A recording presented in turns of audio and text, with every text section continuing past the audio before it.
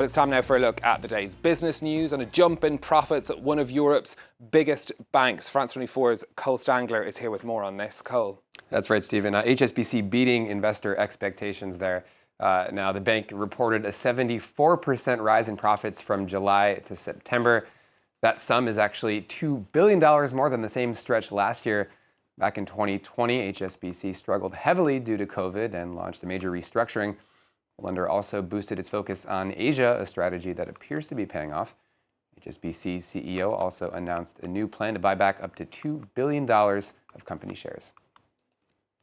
Well, those HSBC earnings are welcome news on the European markets, all in positive territory at the open, with the FTSE leading the pack, as you can see here, up over 0.4%. This is ahead of a big week for corporate earnings.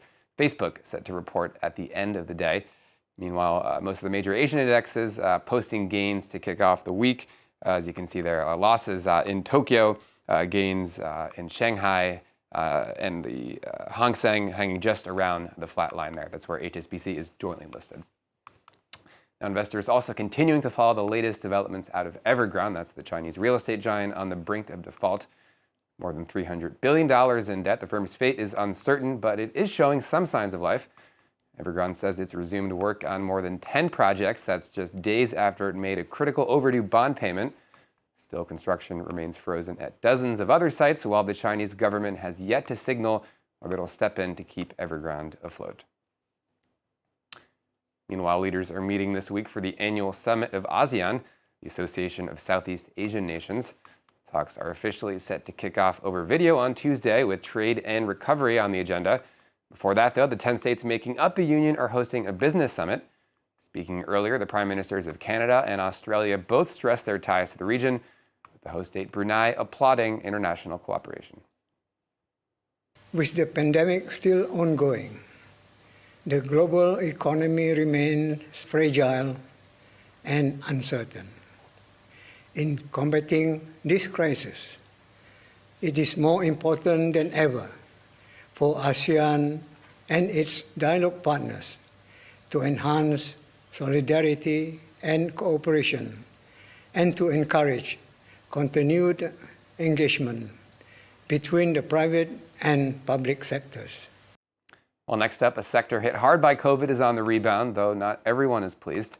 Cruise ships are booking more and more passengers, but the sector's carbon footprint is increasingly under the spotlight. Catherine Viette reports. After 15 months, cruise ships are once again stopping at Spanish ports of call. But the coronavirus pandemic has left its mark on the industry. Ships are still not operating at full capacity, and many require negative COVID tests and proof of vaccination. All in all, the cruise industry lost just over 27 billion euros in 2020, mainly due to restrictions that saw cruise activity halt for a year or more. But now cruise operators say they have a reason to be optimistic. I think all eyes are really on the beginning of the next summer season, sort of March, April 2022, where we believe that we can unleash that pent-up demand with the vaccination rate and our protocols.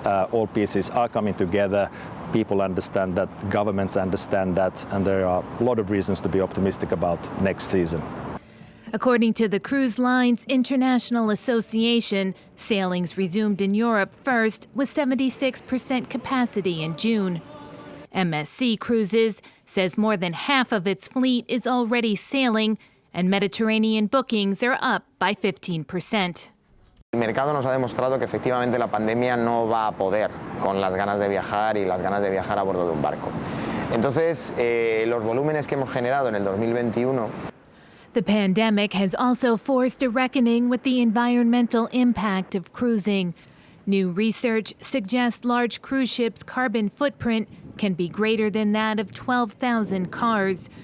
The industry's megaships are no longer allowed to dock in Venice's Grand Lagoon over concerns about erosion and pollution. And finally, America's ultra-rich may soon have to fork over just a bit more to the government. Top Democrats say a tax on billionaires will likely be in the sweeping spending bill expected to be finalized this week. It reportedly apply to those with either $1 billion in assets or those earning at least $100 million 3 years in a row. Under the plan, these groups would pay taxes on what are known as unrealized capital gains, meaning their investments, whether they're sold or not. According to House Speaker Nancy Pelosi, the tax could generate up to $250 billion. All of it, Stephen, through a relatively small number of people. You only have about 1,000 very high net worth individuals that would be affected by this tax. It's really interesting to see progress being made on that finally after so much debate over it. We know that it was a big issue at the start of the Democratic primaries as well. It's interesting to see there's some progress being made. Needless to say, it won't apply to you or I. No. Cole Stangler with the business news. Thank you very much for that. Well, we'll be back with the latest news headlines in just a moment. This is France 24. Do stay with us.